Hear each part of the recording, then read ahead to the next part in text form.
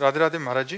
महाराज जी, आपकी कृपा से वृंदावन वास मिला, शरणागति मिली, परंतु निरंतर प्रयास करने के बाद भी शास्त्रों के अनुसार कहे गए 5 महापाप मांस मदिरा द्रुत क्रीड़ा व्यभिचार इत्यादि शरीर से जानकर हुए।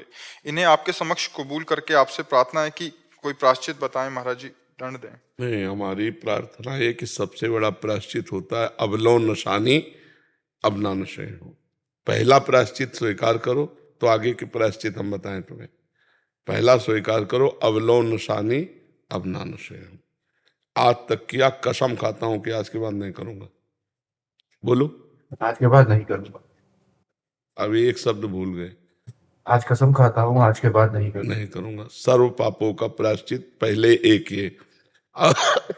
दूसरा, भगवान से प्रार्थना करो कि भगवान मुझे इतनी सामर्थ्य दो कि मैं एक संत के आगे कसम खाया कभी मैं भूल न कर बैठूं। तीसरा, नाम जप करो। और चौथा, वृंदावन की परिक्रमा दो, दंडवती।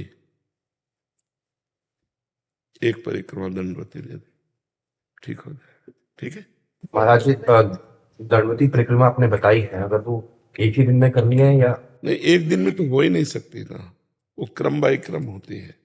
जितना 2-3 दिन आराम आराम से लगाइए और जितने में लगाइए तो उसको फिर आगे मत क्रॉस कीजिए। पीछे जा सकते हैं आप, आगे नहीं जा सकते। राइट में इष्ट देव है इसलिए थूक नहीं सकते, लघु शंका नहीं कर सकते। बाएं मार्ग में, लेफ्ट में ही कीजिए। और आगे नहीं जा सकते, पीछे लौट सकते कितना भी। तो ये कम से कम 7-8 दिन की साधना है, एक दिन में थोड़ी हो पाएगी। 13-14 किलोमीटर है, मतलब 1500 दंड बैठक जो मारता है तो हम मान सकते हैं कि 2-4-6 किलोमीटर पहले पहले चल सकता, नहीं हाथ पैर धर जाएंगे आपके। कष्ट वाली साधना है ये, लेट लेट के। तो 7-8-10 दिन लग सकते हैं, आराम आराम से लगा लीजिए। महाराज जी कह रहे हैं कि इनका विवाह हो गया, फिर उन्होंने धर्म पत्नी का विवाह हो गया? नहीं नहीं, इनका विवाह हो गया, धर्म पत्नी है। हाँ, ऐसे बोले। बट महाराज जी इनका दूसरा हो गया, वो आ गया है। इन्होंने छुपकर बांडीर वन में दूसरा कर लिया। नहीं, गलत है, ये गलत है। हर चीज को प्रायश्चित नहीं किए जाते, कुछ दंडनीय अपराध होते हैं। ऐसा कैसे? किसी को पाणी ग्रहण किया फिर दूसरी स्त्री से क्यों आप लगाव किए? 7-8 साल पहले प्रेम प्रसंग हो गया था जिससे। तो आपने अपनी पत्नी को बताया पाणी ग्रहण करते समय कि मैं तुम्हें जब स्वीकार कर रहा हूं तो मेरी स्वीकृत एक लड़की है? तो फिर अपराध क्यों, दूसरे के साथ खिलवाड़ क्यों कर रहे हो? इसके लिए कोई प्रायश्चित नहीं, इसके लिए जलना होगा, इसका दंड भोगना होगा। अभी हाथ पैर जोड़ करके उसको, जो प्रथम पत्नी है, जो अभी पाणी ग्रहण संस्कार किया है जिसके साथ, उसको पूरा सेवा सत्कार कीजिए, प्यार दीजिए और उससे प्रार्थना कीजिए कि हमारी ये पूर्व की गलती है, इसको सह लीजिए या क्षमा कर दीजिए। ये उसी से होगा, ये हमसे नहीं होगा। महाराज जी, अगर ना बता पाए और अगर उसको पता चला फिर। महाराज जी, जो अभी दूसरी मेरी पत्नी है वो अभी आध्यात्मिक की ओर चली गई है, निरंतर नाम जप कर रही है, वो भगवान की तरफ लग गई है। अगर उसका हृदय जल गया तुम्हारी इस क्रिया को जान करके या समझ करके, तो उसके लिए कोई प्रायश्चित नहीं, तुम्हें भोगना पड़ेगा समय आने पर। ये कैसा खिलवाड़ किया जाता है जिंदगी में? अगर पहले थी तो पाणी ग्रहण क्यों किया? क्यों किया? उसको स्पष्ट कह देती कि प्लीज मैं आपसे कुछ बात करना चाहता हूँ, मेरा प्रेम प्रसंग है, मैं आपको धोखे में नहीं डालूंगा, अब आपको करना है तो कर लीजिए। अगर अपनी बात हम कह देते हैं, किसी से तो हमें दबने की बात नहीं रहेगी। अब उसको तो आपने स्वीकार कर लिया कि पत्नी रूप में, इसके बाद दूसरे से चरित्रहीनता। अब ठीक हो जाओ यार, नहीं बहुत दुर्गति होगी, बहुत दुर्गति होगी। इन सब आचरणों से कुछ नहीं रखा, भोग लिया, कुछ मिला क्या तुम्हें? फिर क्या है ये? राधा। नमन शर्मा जी अंबाला से। राधे राधे महाराज जी।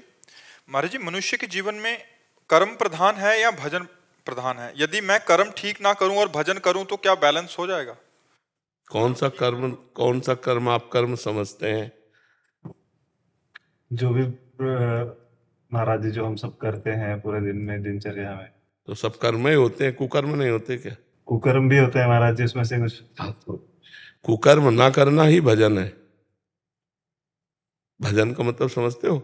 जैसे हम कृष्ण कृष्ण राधा राधा जपते हैं तो हमारे अंदर पावर आता है, और उस पावर से जो नहीं करना चाहे उसको हम रोक पाते हैं, जो करना चाहिए उसे हम कर पाते हैं। अभी क्या है, करना चाहिए सो भी हो रहा है, नहीं करना चाहिए वो भी हो रहा है, क्योंकि अविवेक है। इसलिए भजन करना अत्यंत आवश्यक है। भजन से ही सत्कर्म होते हैं, बिना भजन के सत्कर्म हो ही नहीं सकते हैं।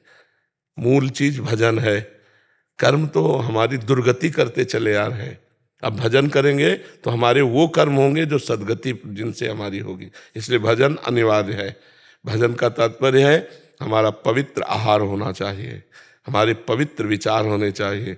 हमें हर समय परम पवित्र भगवान का मधुर मधुर नाम स्मरण करते हुए, चाहे फावड़ा चलाना हो, चाहे विद्यालय जाना हो, जो भी कार्य हो, भगवान का स्मरण कर। अब होगा उद्धार, अब होगा मंगल। समझ पा रहे ना?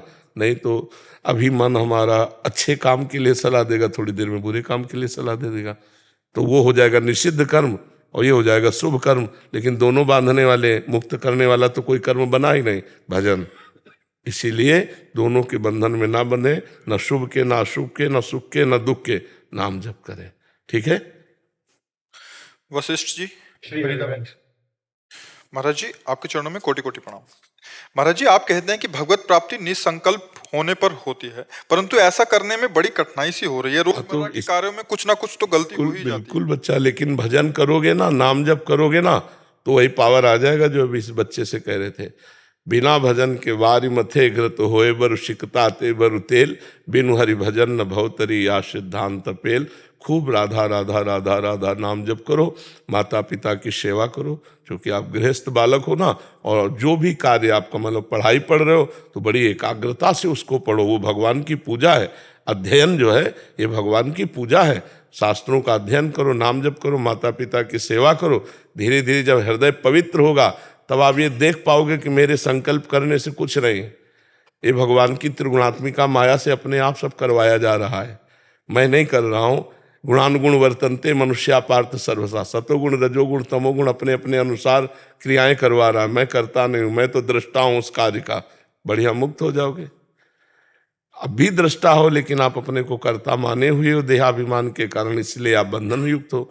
नाम जप करो, राधा राधा राधा राधा, और माता पिता की सेवा को, हमारे शब्दों को जो पकड़ ले वो पार हो जाएगा।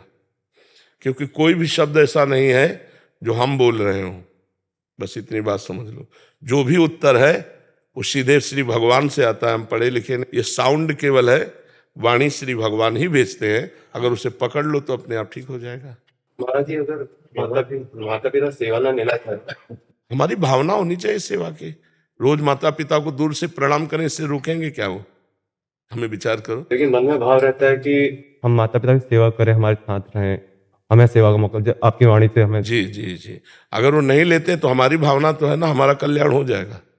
हमारी भावना उनकी सेवा करने की है, और जब वो सेवा लायक होंगे तो अगर देखे कि मेरे माता पिता असमर्थ है तो फिर उनकी आज्ञा की जरूरत नहीं, फिर दौड़ पड़े उनकी सेवा कर रहे।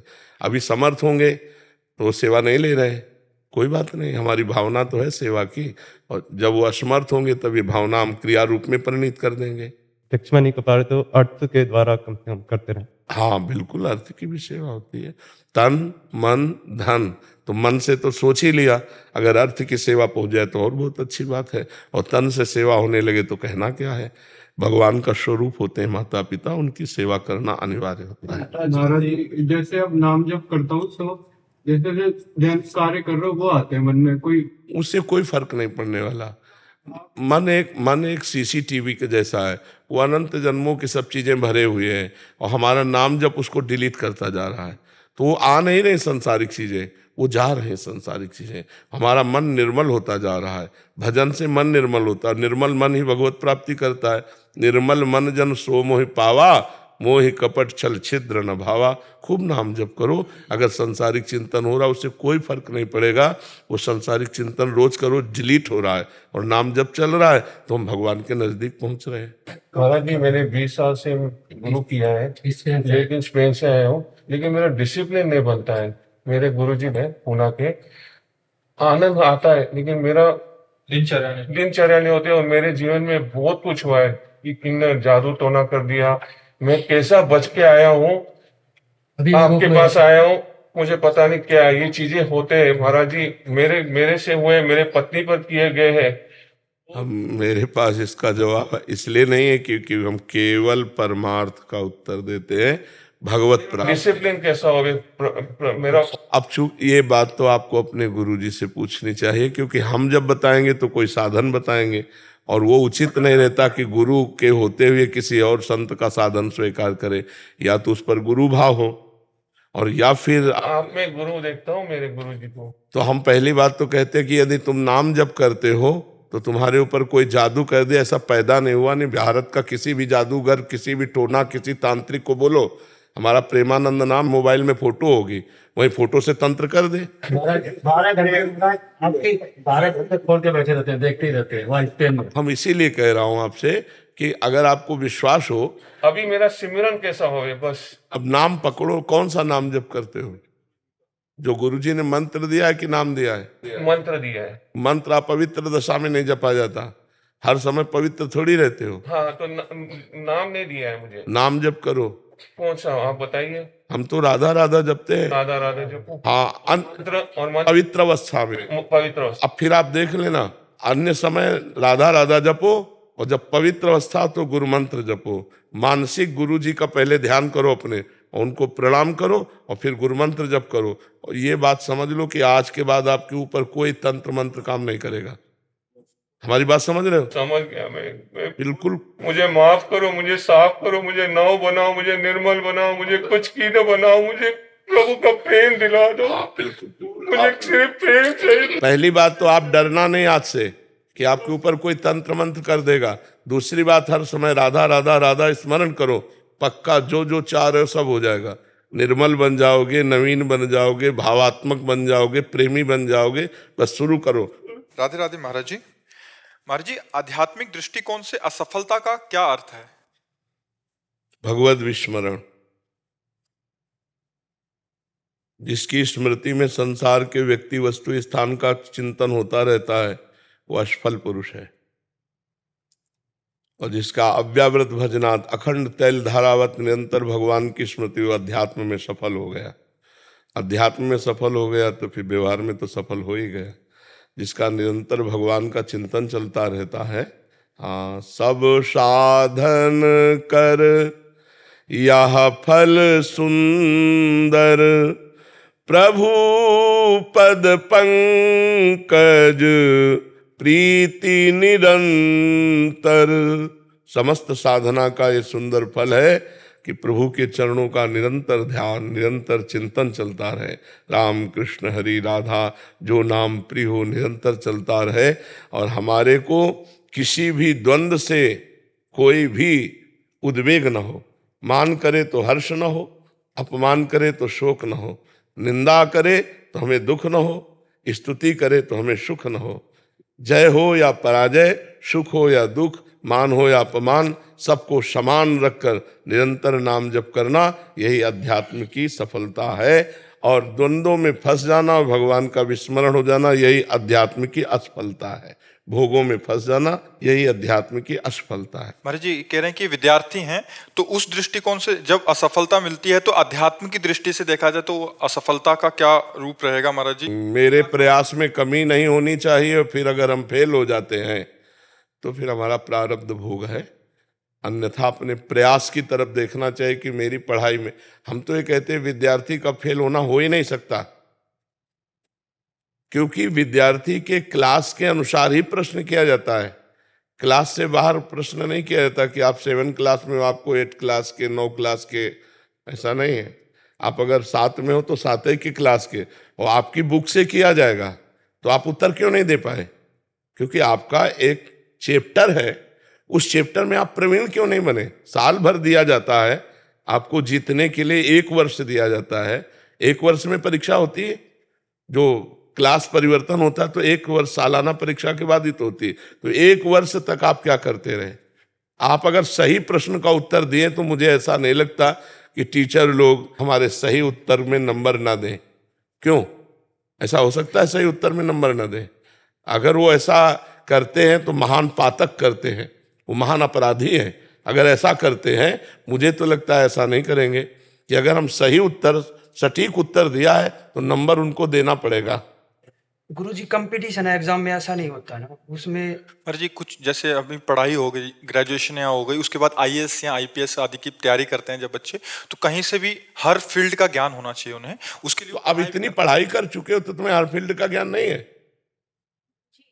योग्यता के अनुसार ही प्रश्न होगा। मुझे ऐसा नहीं लगता है कि जो चैप्टर आप से अछूता हो उसके विषय में पूछा जाए। जैसे जीके होती है, जनरल नॉलेज होती है ना गुरुजी, उसमें तो कुछ भी पूछ लेते तो हमको जनरल भारत के अंतर्गत पूछेगा, विदेश के अंतर्गत पूछेगा, तो हमारी खोपड़ी इतनी बड़ी कि हम ब्रह्मांड को पूरा याद कर सकते हैं। अगर हम ब्रह्मचर्य से सही चले और अपनी पढ़ाई पर ध्यान दें तो कोई ऐसी बात नहीं जो हम बोल ना सके, कोई ऐसी बात नहीं। जैसे आप कितनी सीढ़ियां चढ़ के आए, तो अंजान में तो लगभग तुरंत बोलना चाहिए 40 नहीं, 40 तो नहीं, 35 है, नहीं आप गिन लीजिए। आपको अपने उत्तर में बिल्कुल फिट, वो गिनने थोड़ी जाएंगे। अच्छा चलो दूसरा प्रश्न, अपने को बिल्कुल सटीक उत्तर देने के लिए एकदम विश्वासपूर्ण रहना है। ऐसा नहीं हो सकता, नहीं जी ऐसा है, आप प्रमाणित कीजिए बिल्कुल उसमें। तो उसके लिए आपको ब्रह्मचर्य और अपनी विद्या और सब अध्ययन और सब जानकारियां, हम जिस डिपार्टमेंट में जाना चाहते हैं हमको हर जानकारी रखनी है। तो ऐसे थोड़ी, अब जैसे अपने लोग हैं, अब ज्ञान मार्ग का प्रश्न कर दो आप, या भक्ति मार्ग करो या कर्म मार्ग करो, अष्टांग योग का करो, तो आपको हर उत्तर मिलेगा। तो गुरुजी आप जैसी बुद्धि कहाँ से मिले? ब्रह्मचर्य से। आज का नौजवान इसी से तो प्रतीत हो रहा है, चाहे वो बच्ची हो चाहे बच्चा हो। ऐसा हवा चल गई, अब तुम करोगे बॉयफ्रेंड, करोगे मनोरंजन, तो स्कूल का जो प्रश्न आएगा उसका उत्तर कौन देगा? तुम्हारी बुद्धि वैसे ही भोगों में रम गई। इसीलिए तो ब्रह्मचर्य रहने की बात हम कहते हैं। तो अगर ब्रह्मचर्य नहीं रहोगे, नाम जप नहीं करोगे, तो बुद्धि तो मंद हो ही जाएगी। फिर अपने ही क्लास का उत्तर नहीं दे पाओगे, फिर सार्वजन्य जो जानकारियां हैं उनको कैसे आप जान पाओगे? अब हम गृहस्थी में नहीं गए, लेकिन आप गृहस्थी का कोई भी प्रश्न पूछो हर उत्तर आपको मिलेगा। एक बार सुन लिया, हमारे दिमाग में बैठ गया और दिमाग को वहीं लगा दिया, दिमाग को लगा दिया, वही बात अनुभव हो गई, वही तुम्हें बोल दिया। जी उल्लास दत्ता माने जी। राधे राधे। राम कृष्ण हरि विठ्ठला केशवा। राधे राधे महाराज जी। महाराज जी आपने अपने 2-3 सपनों के बारे में बताया कि सपनों में विट्ठल जी आए, और इन बातों को नहीं कहना चाहिए, इनको छुपाना चाहिए। जो भागवतिक प्रश्न है, अपनी साधना में जो कमजोरी हो तो प्रश्न करना चाहिए। जो हमें प्रसाद मिला है जैसे स्वप्न में या भाव में, तो उसे में छुपा। महाराज जी कह रहे हैं कि वैसा ही हम प्रकट में दर्शन पाना चाहते हैं। हाँ, तो पहला स्वप्न में हो गया, खूब नाम जप करो, खूब आंसुओं से सींच सींच कर भगवान को पुकारो, वो साक्षात भी दर्शन देंगे। वो है जो स्वप्न में है वही जागृत में आ जाएंगे। पर खूब नाम जप करो, नाम जप से ही होता है।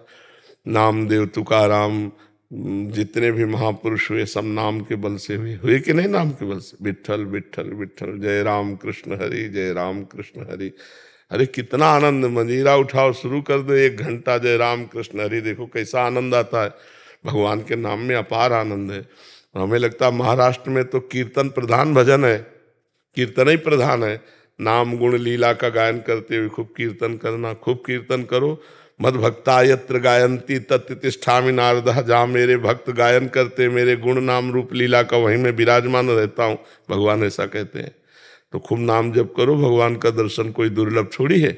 नाम कीर्तन और नाम जप से भगवान का दर्शन पाया जा सकता है, प्रगट में जैसे स्वप्न में देखा। जी डॉक्टर सत्या सारस्वत जी श्री श्री हरिवंश महाराज जी। महाराज जी आप कह रहे हैं कि आप एक सर्जन हैं, प्लास्टिक सर्जन, जैसे तालू होठ आदि कटे हों बच्चों के तो उनकी निःशुल्क सर्जरी करते हैं, और अध्यात्म मार्ग में चलने का प्रयास कर रहे हैं। कि कह रहे हैं कि ध्यान एवं ज्ञान मार्ग पर लगभग 26 वर्ष भटकने के बाद 2 वर्ष पहले आपकी कृपा से प्रेमा भक्ति मार्ग पर अग्रसर होने का परम सौभाग्य मिला, और 2.5 महीने से आपसे मंत्र दीक्षा एवं शरणागति भी मिली। महाराज जी जोर से आवाज होने पर हम नाम को बोल सकते हैं परंतु मंत्र को नहीं। मंत्र जप में ध्वनि से व्यवधान होने पर एकाग्रता के लिए क्या करें? हाँ, हमने इसका अभ्यास किया था, शायद सत्संग में बताया भी है। अभ्यास से बहुत बड़ा बल मिलता। हमको जब परेशानी होती, जब गांव में कोई ब्याह वगैरह होता, बड़े बड़े भोपो जब बजते, तो जो जिस आश्रम में रहते तो बिल्कुल सीधे वहाँ सुनाई देता, तो बहुत विक्षेप पड़ने लगा। हमें पहले भोजन में विक्षेप पड़ा तो अभ्यास बनाया भोजन का, फिर बात करने में विक्षेप पड़ा तो बात करते हुए सामने वाले के मुख पे नाम लिखना, उससे उसका समाधान हुआ। तो अब ऐसा अभ्यास है कि आप नगाड़ा बजाओ, हमारा उतने ऊंचे स्वर से अंदर से मंत्र चलेगा, मंत्र में विक्षेप नहीं पड़ सकता। आप चाहे हमारे कान में आकर के पूरा साउंड खोल दो तो भी हमारे मंत्र में विक्षेप नहीं पड़ेगा। अभ्यास, तो हम ऐसा अभ्यास करें, हम उसको विक्षेप पहले ही मान लेते हैं। जैसे साउंड बजा, कोई गाना बज रहा है, कोई ऐसी बातें हो रही हैं या कोई अच्छी, तो हम उसको पहला काम क्या करते हैं, विक्षेप मान लेते हैं। अब हमारी धारणा बन गई कि विक्षेप है। हमको तुरंत सोचना है कि हमको मजबूत होना है, इस स्थिति में भी मंत्र नहीं छोड़ना है। पक्का साउंड बज रहा है, हम एक एक अक्षर मंत्र का चिंतन कर रहे हैं, सामने मंत्र लिखते जा रहे हैं, एक एक अक्षर, एक एक, हम उसे मानते ही नहीं कि विक्षेप है। हम और आनंद में हो जाते हैं। हमारा आनंद अंदर का झूम रहा है, बाहर से वो बैंड बज रहे हैं, हमें क्या फर्क पड़ना है। पर ये अच्छे अभ्यास से होगा, अभी तो विक्षेप पड़ेगा। और अच्छा अभ्यास हो जाए तो फिर दुनिया के चाहे बैंड बजे, अपने कोई फर्क नहीं हो। हम अगर आंख मूंद के बैठ जाएं, जैसे तबला, हारमोनियम, ढोलक सब बज रही, तो जैसे हल्की सी आवाज सी लगती कुछ हो रहा है, बस खत्म। अपने सामने मंत्र लिखा चल रहा है, उसी का चिंतन कर रहे हैं।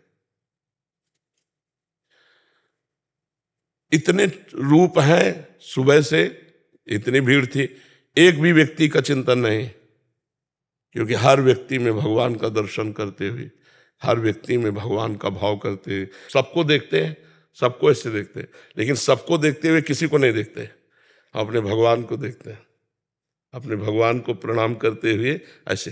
तो हम हर विघ्न को साधना बना लें, कोई भी विघ्न हमें परास्त न करे, हर विघ्न को साधन बना लें। तो हमें जब साउंड हो तो उस समय साउंड में लिखा और फिर चिंतन उसका किया। जब तो नहीं हो पाएगा क्योंकि अभ्यास नहीं, तो लिख तो सकते हैं ना, रा धा, क्योंकि सुनने में विक्षेप पड़ेगा, श्रवणेंद्रिय को बाधापूर्ण, तो हम लिख लेते हैं राधा, तो अंदर से आएगा भी राधा। और वही जब होगा तो साउंड से ज्यादा जोर अंदर होने, जितना साउंड बजेगा उतने जोर अंदर आने लगेगा। वो एक दैवी कृपा होती है, भागवती कृपा होती है। जब आप प्रयास करोगे तो आपके अनुभव में आने लगेगा। ठीक है गुरुजी, जैसे राधा राधा तो चलते फिरते बोल सकते हैं, जो ओम कृष्णाय हरिये वासुदेवाय वाला मंत्र उसको भी चलते फिरते बोल सकते हैं।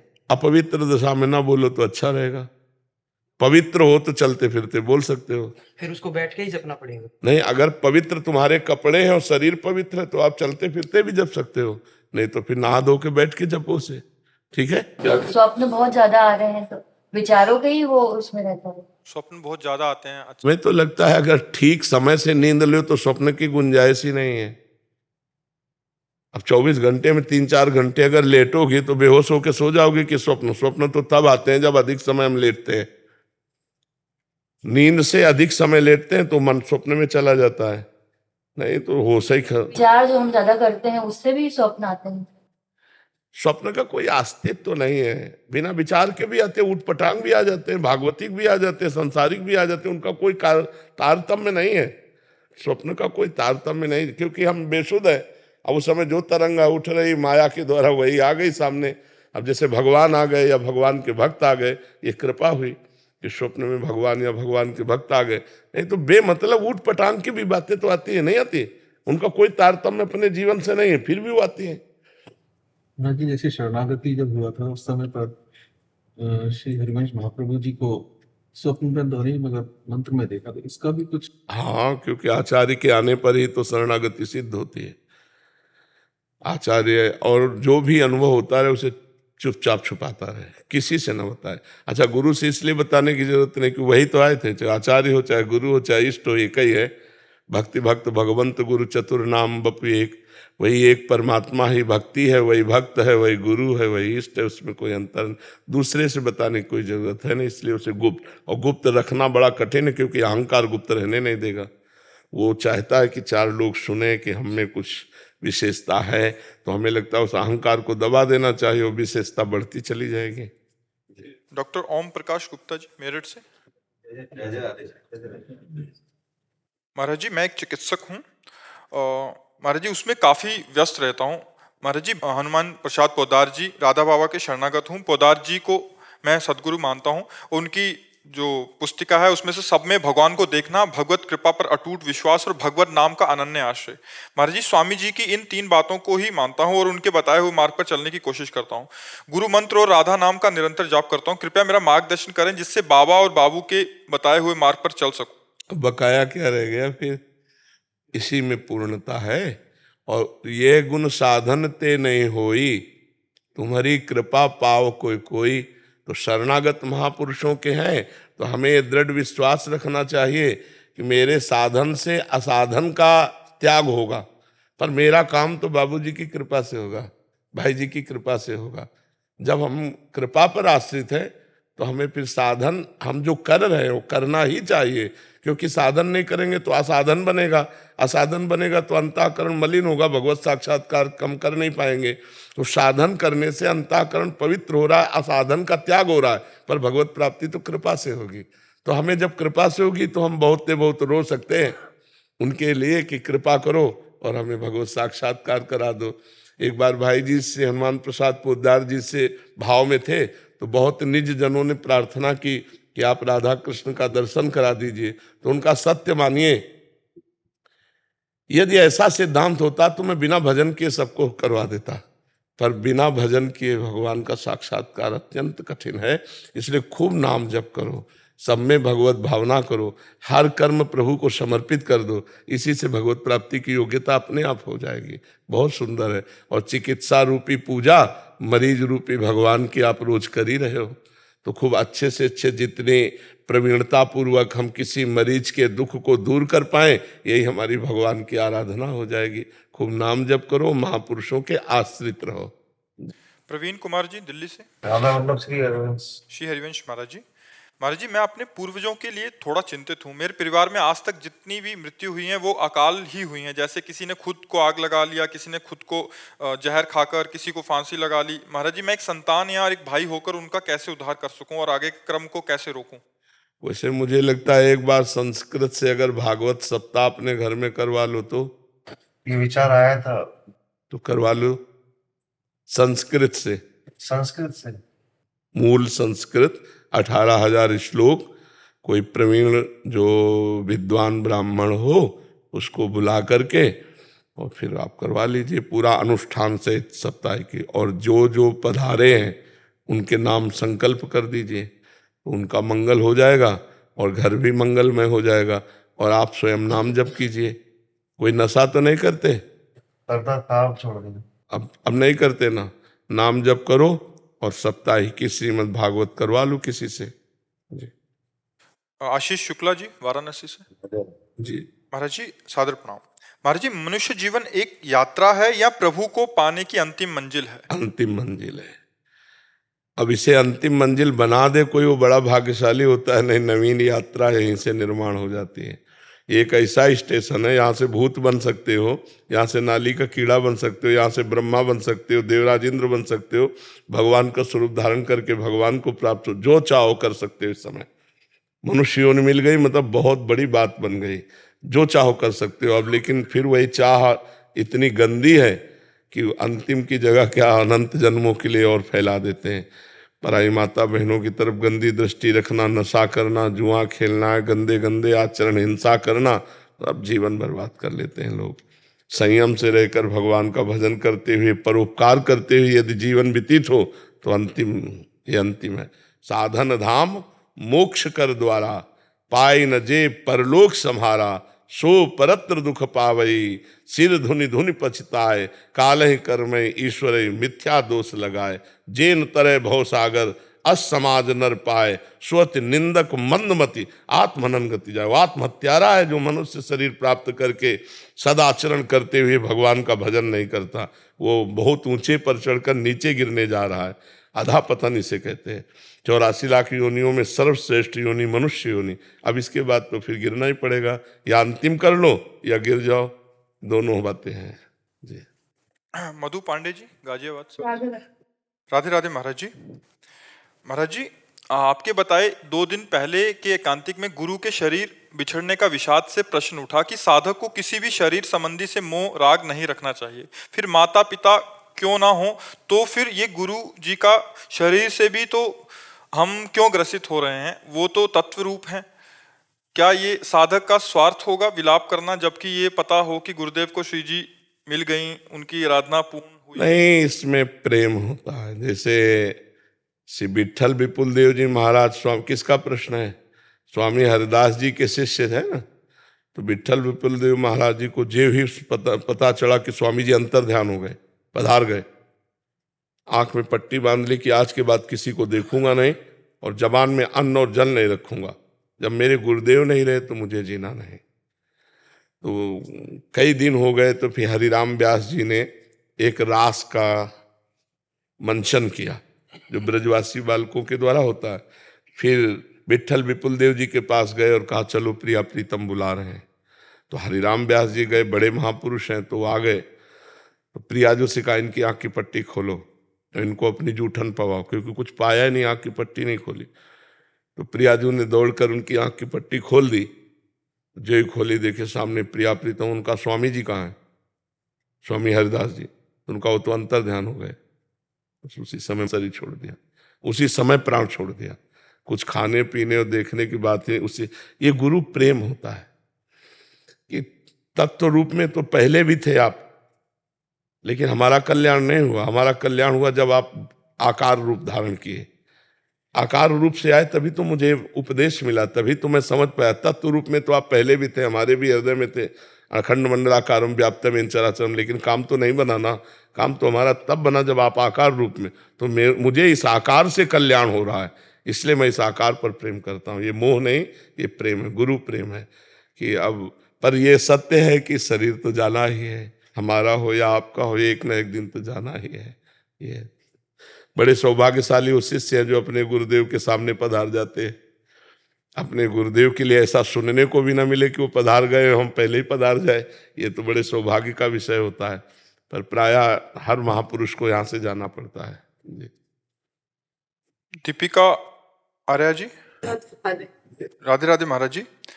महाराज जी, आप कह रहे हैं कि वृंदावन से कभी भी कोई कॉल आता है या किसी भी कारणवश कोई भी फोन आदि आता है तो ये समझते हैं कि ये इशारा है वृंदावन जाना है। महाराज जी, बांकी बिहारी जी करते हैं या मन की चाल है ऐसा वृंदावन आना? नहीं, अब उसको चाल में तो न लीजिए। अगर वृंदावन धाम से किसी, मान लो किसी नाते रिश्ते संबंध से फोन जा रहा है, तो श्रीपाद प्रबोधानंद जी महाराज कहते हैं यदि कोई वृंदावन का तुम्हें स्मरण कर ले तो तुम्हारे अहोभाग्य, क्योंकि भगवान के धाम का वासी आपको स्मरण। पर उसमें ये देखे कि गलत स्मरण तो नहीं है, क्योंकि आपका स्त्री शरीर है। मुझे ऐसे होता है कि जैसे ऐसे फोन आता है कि आपको यहाँ पे प्रॉपर्टी लेनी है, तो मैं समझ जाती हूँ कि बाकी बिहारी बुला। नहीं, इसमें थोड़ा भावुकता कम रखिएगा। अगर पुरुष शरीर होता है तो उसके लिए थोड़ा दूसरा विधान होता है, आपका शरीर दूसरा विधान। वो पवित्र संकल्प वाला, पवित्र आचरण वाला, पवित्र भाव वाला आपको स्मरण कर रहा है, या कोई आपको किसी भी तरह फंसाना तो नहीं चाहता, ये सावधानी रखनी है। काल आ रहा है, बिहारी जी कर रहे हैं, बात ठीक है, लेकिन बिहारी जी रोल कौन सा कर रहे हैं? अगर वो रोल ठीक नहीं है तो हम यही मानेंगे कि हमको फंसाया जा रहा है। हम बहुत संभल करके, बहुत संभल। प्रगट वृंदावन का खेल अलग है और चिदानंद वृंदावन का खेल अलग है, ये बात ध्यान रखना जी। सक्षम राहुल जी इंदौर से। राधे राधे महाराज जी। राधे राधे महाराज जी, आपके चरणों में कोटि कोटि प्रणाम। महाराज जी, मैं एक कवि हूँ। कवि सम्मेलनों एवं मंच कार्यक्रमों के माध्यम से प्रेम एवं भक्ति की कविताओं को लोगों के बीच सुनाता हूँ। पर महाराज जी, आजकल जो युवा हैं उनको, जिसमें कलाकार द्विअर्थीय संवाद, अश्लील टिप्पणियां, गाली को कविता बताकर प्रस्तुत करते हैं, वो ज़्यादा अच्छा लगता है। महाराज जी कह रहे हैं कि बहुत कष्ट होता है। मित्रजन कहते हैं कि काहे ऐसी कविताएं पढ़ते हैं जिन लोगों को पसंद ना हो, आजकल की पीढ़ी के अनुसार चले। तो महाराज जी, मन बहुत विचलित रहता है कि आत्मविश्वास बहुत कमजोर हो गया है। नहीं, आत्मविश्वास कमजोर नहीं हो गया। भजन करो, संयम से रहो। और हम कह रहे हैं हम थोड़ी अश्लील बातें बोलते हैं, शुद्ध अध्यात्म की चर्चा होती है और सब लोग प्यार करते हैं। वैसा नहीं कि समाज इतना गंदा हो गया है। इतना गंदा हो जाए तो जिस समय रात्रि में रजाई नहीं छोड़ी जाती, उस समय छोटे छोटे बच्चे, माताएं, बहनें सब रोड में घंटों खड़े इंतजार करते हैं। तो हमें लगता है हमको अपनी शैली सुधारनी पड़ेगी।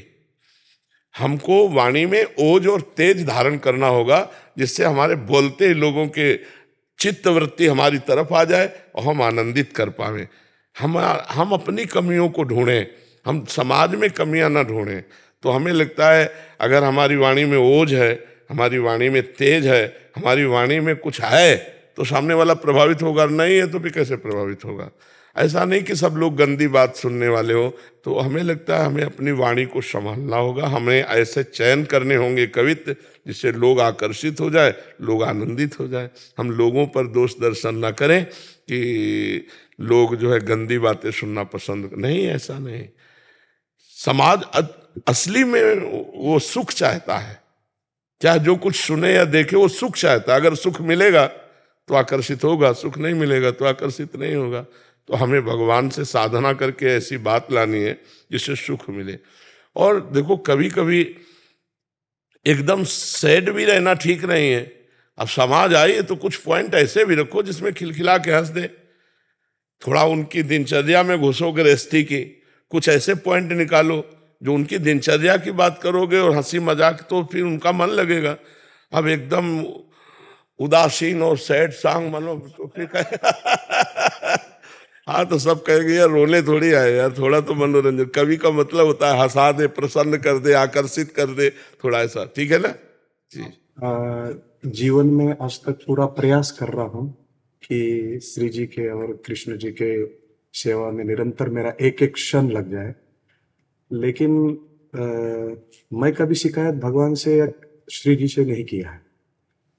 निरंतर सेवा में रहता हूँ, लेकिन पता नहीं है, मार्गदर्शन के लिए आया हूँ। भयंकर पीड़ा हो रही है, भयंकर। किस बात की? ये जो कार्य कर रहा हूँ, मंदिर निर्माण कर रहा हूँ, या जो सेवा में मंदिरों के जगह जगह पे निर्माण करना, वहाँ भक्ति में सभी भक्तों को लगाना, उनके ओर से सब मार्गदर्शन करना, और उस कार्य करते समय मुझे पता नहीं, मैं तो कभी शिकायत किया नहीं, श्री जी से भी नहीं किया, कृष्ण जी से नहीं, और अभी आगे भी नहीं करने वाला। लेकिन पीड़ा इतनी क्यों हो रही है, वो चूक कहाँ हो रही है, ये अब तक समझ में नहीं आ रहा है। और मैं कोई पाप करके भी बहुत उनको सुख मिल रहा है, इसके बारे में भी मुझे कुछ लेना देना नहीं है। मैं समझता हूँ कि ये जो पीड़ा मिल रही है या किस कारण मिल रही है, और ये पीड़ा का क्या उद्देश्य है कि इतना। पहली बात तो ये कि सिद्ध होके इस कार्यों में लगा जाता है, साधक होके नहीं लगा जाता। अभी आपको जो कार्य करना था वो कार्य आपने किया नहीं। जब तक आत्मानंद का, कृष्णानंद का अनुभव ना हो जाए तब तक व्यवहार में नहीं उतरना चाहिए। ये शुद्ध परमार्थ नहीं है। शुद्ध परमार्थ में पहले स्वरूप का बोध होना चाहिए। तो आप आत्मानंद में, भगवदानंद में निरंतर निमग्न रहते। अब क्या है, अर्थ का चिंतन, व्यवहार का चिंतन, ईंट पत्थर का चिंतन, व्यवस्था का चिंतन, तो ये सिद्ध पुरुषों का कार्य है। अब सब काम हो गया है तो लोग व्यवहार का आनंद, तो कोई चाहे नीचे पैर पड़े या ऊपर पैर पड़े कोई फर्क नहीं पड़ता, क्योंकि भुना हुआ चना है, उसमें अंकुरण होना नहीं। आप क्या प्रारंभ से लग गए। देखो जहाँ प्रश्न कर रहे हो, यहाँ अध्यात्म की केवल ऊंचाई की बात से हम आपको कह रहे हैं, नहीं संसार की ऊंचाई में तो अभी आप बैठे हुए हो, अपने लिए थोड़ी कुछ कर रहे हो, सब लोकहित के लिए कर रहे हो। लेकिन आपकी जो जीवन की मांग है, आप दूसरों के तो पेट भर रहे हो, लेकिन आप अपनी भूख मिटाने के लिए, तो फिर जलन तो होगी। श्री कृष्ण प्रेम, श्री कृष्णानुभूति, इसके बाद व्यवहार में उतर जाओ। मैं 3 सिद्धांतों से जी रहा हूँ आज तक। ईश्वर परम श्री कृष्ण सच्चिदानंद विग्रह अनादिरादि गोविंद सर्व कारणा कारण। वो एक बात समझो, वो यहाँ का विषय है। कृष्ण कहते ही रोमांच हो जाए, आंसू निकलने लगे। कृष्ण कहते ही सब कुछ भूल जाए। ब्रह्मादिक के भोग सब विषम लागत ताई, नारायण ब्रज चंद की लगन लगी है जाए। मतलब एक व्याकुलता भगवान के लिए, हर समय भगवान का चिंतन। हमारे शब्दों को पकड़िए, अभी ईंट पत्थर का चिंतन होता है, रुपये का चिंतन होता है, डोनेशन कहाँ से आएगा, कैसी व्यवस्था, क्या व्यवस्था, ये सब व्यवहार का चिंतन होता होगा। तो फिर भूख तो है हमें कृष्णानंद की। सच्चिदानंद विग्रह का साक्षात्कार नहीं किया तो सच्चिदानंद विग्रह कहने से क्या होगा। शरीर आसक्ति आपकी पूर्ण है, अभी उस पर कोई फर्क नहीं पड़ा। जब हम अपनी दृष्टि से देख रहे हैं तो शरीर आसक्ति पूर्ण है, उसमें कोई फर्क नहीं पड़ा। व्यवहार आसक्ति पूर्ण है, उसमें कोई फर्क नहीं पड़ा। देखो इस समय जैसे हम बात कर रहे हैं ना, तो आपके लिए सिर्फ बात कर रहे हैं। दूरादपाश स्वजनान, स्वजन कहने वाले इस शरीर संबंधियों का त्याग नहीं है, है नहीं है। सुखमर्थ कोटिम, रुपए के द्वारा प्राप्त होने वाले करोड़ों प्रकार की चिंताएं वो हैं। और फिर सर्वेषु साधन वरिष्ठ चिरम निराशा, समस्त साधनों से भी चिरकाल तक नैराश्य को प्राप्त होकर श्री कृष्ण या किशोरी जी के चरणों का पूर्ण भरोसा और उसी में तन्मय, ये भी नहीं है। फिर कैसे?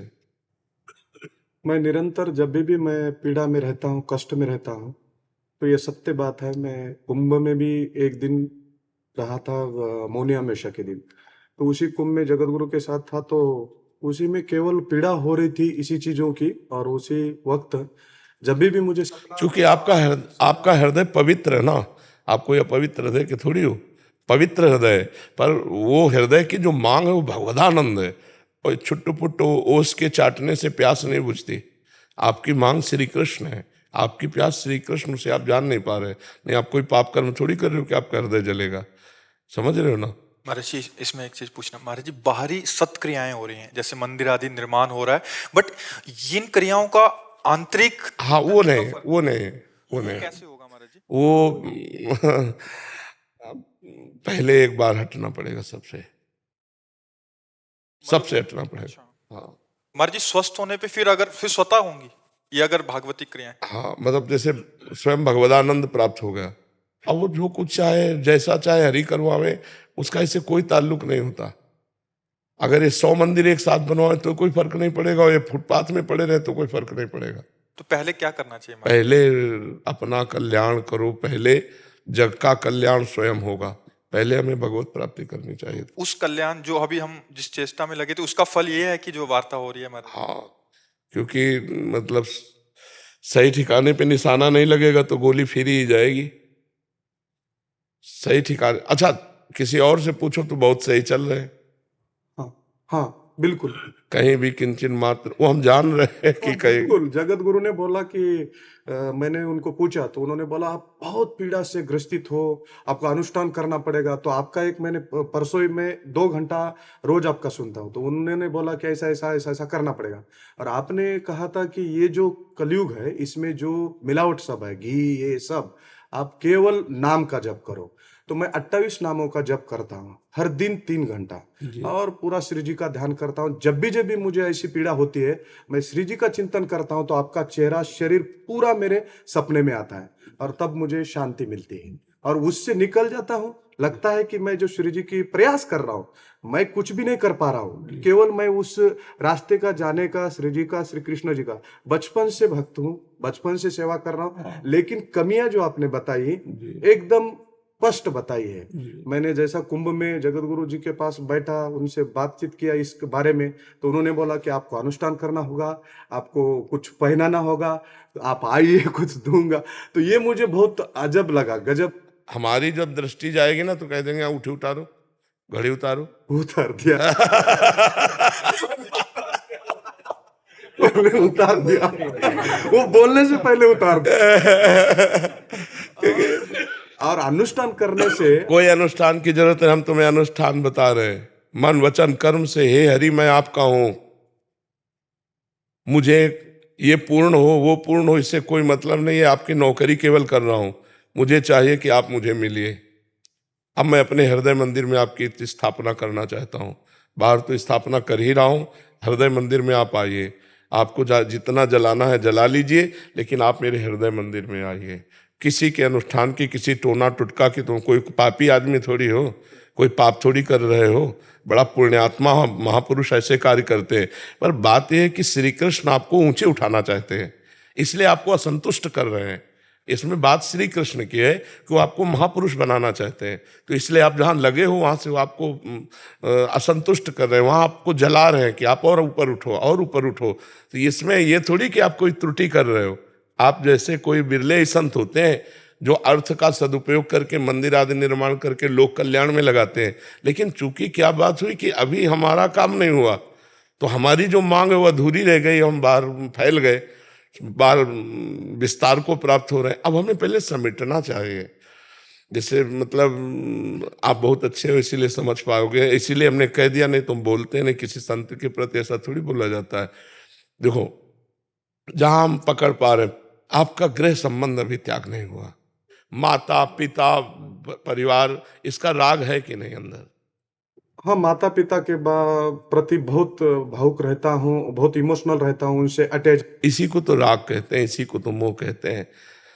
सरल भाषा में गोस्वामी जी ने सबसे पहली बात कही, रामचंद्र जी अपने मुख से बोल रहे हैं, सबसे पहले माँ शब्द रखा। जननी जनक बंधु सुतदारा, तन धन धाम सुहृद परिवारा। पहला ऑब्जेक्शन। दूसरा, धन पर महत्व बुद्धि है या नहीं? है। तीसरा, शरीर पर ममत्व है कि नहीं? आप देख लीजिए, है ना? बस इन्हीं तीनों को ऑपरेशन कर दो। अगर आनंद में मगन ना हो जाए तो मुझे बता देना। कोई कमी आप में नहीं, कोई त्रुटि आप में नहीं, कोई साधन में कमी नहीं कि आप कोई भ्रष्ट आदमी हो या गलत आदमी हो, ऐसा नहीं है। पर जो जिस ऊंचाई की मांग है आपके हृदय में, उसके लिए इन तीन बातों की आवश्यकता है। और ये घड़ी और अंगूठी आज के बाद मत पहनना। घड़ी को समय देखने के लिए रख लो, कभी कोई बाह्य श्रृंगार मत करना। किसी आभूषण का, धातु का श्रृंगार सन्यासी को उचित नहीं है।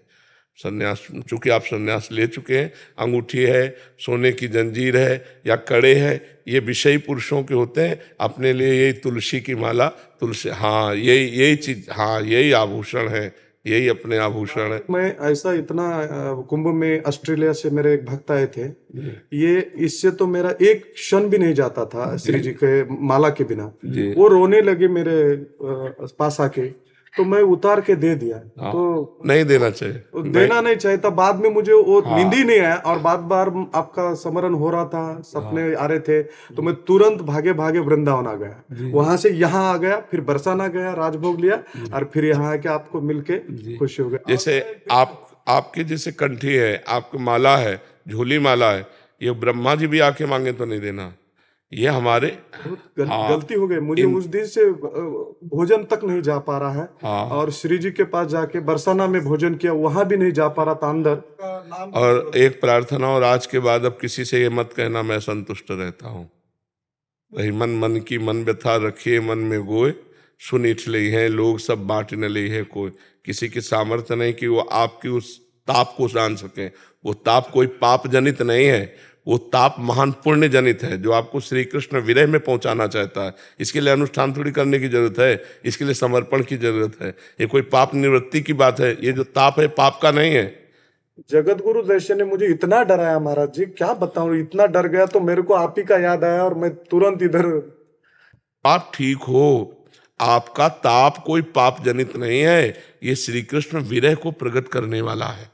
ये आगे चलकर श्री कृष्ण विरह प्रकट कर देगा। यही जलन जो है ना, यही असंतोष ना रुलाएगा श्री कृष्ण के प्रति। हाँ, यही श्री कृष्ण। मुझे आनंद इसमें आता है, भरपूर आनंद आता है। मुझे लगता है कि कोई कुछ भी बोले, मैं उसी लक्ष्य से दूर ना हट। नहीं, आज के बाद अपनी समस्या किसी से बताना भी नहीं। क्या है कि संतों पर श्रद्धा विश्वास है आपका, और जब वो तो फिर वो बहुत घुमा करके फिर बहुत कहीं परेशानी में न फंस जाए, किसी और मार्ग का अनुसरण न करने लगे। इसलिए कैसे हो? बिल्कुल आनंद है, श्री कृष्ण कृपा है। नहीं आपको ऐसे, आप पहले आपने बताया था आप कैसे हो, जैसे श्री कृष्ण रख रहे हैं, बहुत अच्छा रख रहे हैं। उनकी तो बड़ी मंगलमय है, उनकी बड़ी कृपा है। बस जो अंदर जलन है वो विरह बनेगी, वही ताप बनेगा। श्री कृष्ण मिलन के लिए रुदुषुश्रम राजन कृष्ण दर्शन लालसा, वही श्री कृष्ण विरह बनेगा। आप बहुत अच्छे हो, बहुत अच्छे से चलना। बाहरी अब कोई श्रृंगार मत धारण करना। हाँ, नहीं जेब में रखो ये घड़ी, क्योंकि समय देखने के लिए आवश्यक है ना। लेकिन धातु का किसी भी तरह का श्रृंगार धारण करना, वैसे प्राय आप धारण करते हैं, सब धारण करने लगे हैं, लेकिन निषेध है। हमारे शास्त्रों में हमारे आचार्यों ने निषेध किया है। महाप्रभु चैतन्य देव जी ने संन्यास लिया, तो आप उनके जीवन में देखिए, तो हम महाजनों गतेन सपंथा है। इन पंथा वो कौन, मार्ग कौन? तो बोले महाजनों गते सपंथा, जिसमें महापुरुष गए हैं उसी मार्ग में हमें जाना चाहिए। तो भोजन पाओ तो ठाकुर जी के भोग के लिए चाहे सोने की थाल हो, लेकिन अपने भोग के लिए मिट्टी के रज के पात्र हो या नारियल के पात्र हो, सन्यासी है हम सन्यासी जन हैं, हम धातु के पात्रों में नहीं पाते। मिट्टी के पात्र में हम पाते हैं या फिर नारियल के पात्र में, दूसरे किसी पात्र में, या फिर दोना पत्तल में पवा दो, धातु के पात्र में नहीं पाते। पहले मैं बचपन से परिवार के तरह से मैं शिल्पकार था, शिल्पी बनाता था। जी तो मैंने सोचा कि हमारे भगवान ने हमें यही एक सेवा दी है, तो उसे ग्रहण करके वो शिल्पी बनाना, मंदिर बनाना। तो कुछ सालों के बाद वो मंदिर बनाना रुका दिया और इसी में लगे कि चलो अपने श्री जी के, और वो संकल्प मैंने हरिद्वार में ले लिया जल लेके कि 108 श्री जी के मंदिर और गौ माता के काना आश्रय के माध्यम से, और संस्था निकाला, सब कर दिया। तो मंदिर तो अभी निर्माण नहीं करता, उस समय जो सुख था वो बहुत था, लेकिन उससे कोई आनंद अंदर आता नहीं था। लेकिन आज जो कर रहा हूँ, पीड़ा भी है, फिर भी मुझे बहुत ही आनंद है, क्योंकि मैं 1-2 महीना में तुरंत आता हूँ और आपके पास मैं ये 4थी बार आ रहा हूँ। ये 4थी बार है मेरी। जैसा पहले मंदिर का प्राण प्रतिष्ठा था तो आप ही का आशीर्वाद लेके गया मैं, और क्षण क्षण में मैं आपका स्मरण करता हूँ, और उसी से मुझे एक ऊर्जा, अलग से एक ऊर्जा निर्माण होती है, और उस समय मैं उस कार्य के लिए मुझे कभी भी मैं विचलित नहीं होता हूँ। और मैं ऐसे सोचता हूँ कि मैं राधा स्वरूप, मैं बोलता हूँ राधा और कृष्ण जी तो मुझे कभी मिलेंगे नहीं, मैं सामने मिलके वो भास कर रहा हूँ कि मुझे, हाँ बस वहां तक जाने के लिए पता नहीं, रास्ता दिख रहा नहीं है, लेकिन यहाँ तुरंत मिल पा रहे हैं। ऐसा भाव रख रख के आगे का लक्ष्य। आप निश्चिंत रहो, आप ठीक चल रहे हो, बस ये जो पॉइंट बताए इन पर ध्यान दीजिए, वह सब ठीक है। ठीक है, राधे राधे महाराज जी, आपके चरणों में कोटि कोटि प्रणाम। महाराज जी, यदि कोई लड़की छेड़छाड़ या शारीरिक उत्पीड़न का शिकार कार्य क्षेत्र या घर पर हुई हो और महाराज जी का अनुसरण करने के बाद भी यदि वो उस व्यक्ति को माफ नहीं कर सकती और आघात के साथ आगे नहीं बढ़ पा रही, तो क्या किया जाना चाहिए इस संदर्भ में महाराज जी? हम तो ऐसे सब माताओं बहनों से कहते हैं कि ये एक ऐसा चैप्टर है जिसमें हमें क्षमा नहीं करना चाहिए। अगर भूल आपको दिखाई दे रही कि सुधरने लायक आदमी, इससे गलती हो गई, तो क्षमा कर देना चाहिए, वो आंखों से दिखाई देता है। अगर ये पता चले कि चाहे वो पिता हो, चाहे वो रिश्तेदार हो, चाहे वो टीचर हो, चाहे वो कोई भी हो, चाहे हम कहीं नौकरी करते हो, वो व्यक्ति हो, यदि ऐसा हमें बार बार प्रताड़ित किया जाता है तो हमें रिपोर्ट कर देनी चाहिए और हमें सरकारी सहयोग लेकर उसे दंडित करना चाहिए, क्षमा नहीं करना चाहिए। एक जगह तक क्षमा ठीक है, अगर लड़कियां क्षमा करने की बात सोचे तो आते दिन पीछे 4 लोग पड़े रहेंगे। आदमी का हुलिया, आदमी का रंग, जो छेड़ रहा है 1 मिनट में, अगर वो साइकिल में है तो उसकी साइकिल, मोटरसाइकिल है तो उसका नंबर बहुत प्रवीण होना चाहिए, 1 सेकेंड में पूरे दिमाग में नोट करना चाहिए। कौन सा आदमी, कैसे रूप रंग का आदमी, कितनी अवस्था है उसकी, कौन सी गाड़ी में था, क्या गाड़ी नंबर है, वो जानकारी पूरी कर लेनी। आसपास कोई सीसीटीवी है, पूरी जानकारी कर लेनी चाहिए तुरंत, जो आदमी छेड़ रहा है, और फिर रिपोर्ट करो। अपने आप डंडा चलेगा अपने आप उनको, और ऐसे चाहिए। लेकिन इतने लोग हैं आजकल कि किसी बहन बेटी को कोई छेड़ रहा है, वो मोबाइल से भले पिक्चर बना लेंगे और चले जाएंगे। हमारी बहन हो या किसी की बहन हो, अगर कोई बहन बेटी को छेड़ रहा है, हमारे प्राण चाहे चले जाएं, उस समय कूद पड़ना चाहिए। पर अब कूदे तो क्या कूदे, वो उसको विरोध करने की तो बात जाने दो, मनोरंजन बनाएगा। तो हमें लगता है माताओं बहनों को, अगर एक बार कहीं ऐसा नजर आता है कि पहली बार इससे गलती हुई और इससे क्षमा कर देने से आदमी सुधर जाएगा, तो क्षमा कर देना चाहिए, नहीं फिर दबा के नहीं रखना चाहिए, क्योंकि उससे गंदगी बढ़ती चली जाएगी और आपका हृदय जलता चला जाएगा। अगर कोई पारिवारिक सदस्य है या कोई जहां आप काम करते हैं, तो उसको एक बार सचेत कर दें कि अगर दोबारा आपने किया तो आप बहुत ही समस्या में फंस जाएंगे। महाराज जी, जब वो सिचुएशन आता है तो इतना भयभीत कर देता है कि आप कुछ कर ही नहीं पाते हो। लाइक नहीं, कैसे भयभीत कर देता है? तुम इतना भयभीत कर सकती हो कि उसको भोजन अच्छा नहीं लगेगा। अपने स्वरूप को आप जागृत करो। आप इतना भयभीत कर सकते हो कि आपको केवल मुझे छेड़ा, इतनी बात में कानून उसको धर लेगा, इतनी बात पे कानून धर लेगा, मुझे छेड़ा, और कहीं अगर छेड़ा तो फिर तो और कानून आगे है। पर ऐसी सब बहुत प्रवीणता पूर्वक देखकर, जहां बलशाली लोग हों, जहां अपने को लग रहा मैं फंस गई, वहां विनय के द्वारा बचाना चाहिए, किसी भी तरह अपने को बचा लेना चाहिए, वहां एक्शन नहीं लेना चाहिए। एक्शन तब लेना चाहिए जब अपने को बलवान देखे। अगर ऐसी जगह फंस चुकी हैं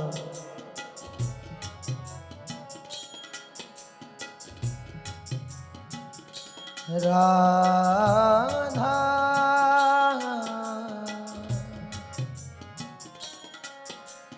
राधा राधा राधा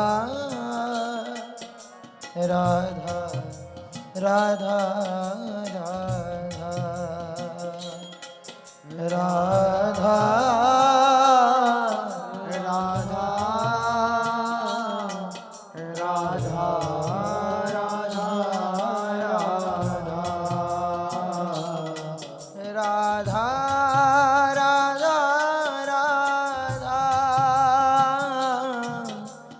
राधा राधा राधा राधा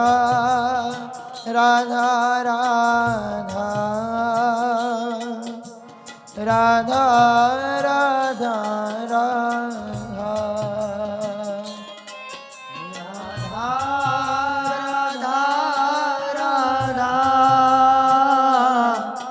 राधा